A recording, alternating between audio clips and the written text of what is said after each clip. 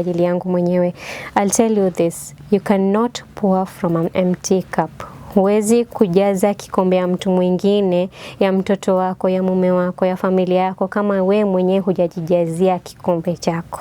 If your cup is empty, you cannot put into the cup of your fellow.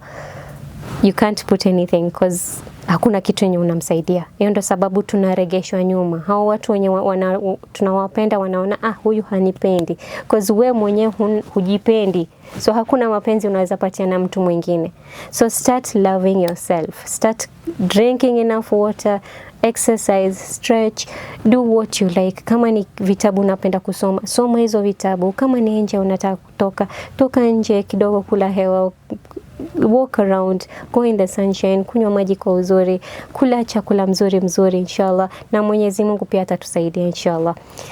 Kitu ya mwisho nataka kuambia ni sura za Qur'an. Hizi ni mimi mwenyewe nimepitia hiyo maneno. I was emotionally unstable, physically, mentally I was not okay during a certain point in life. Na hizi sura za Qur'an zimenisaidia sana. Tuanzie na kwanza Durud Sharif, kumswalia mtume.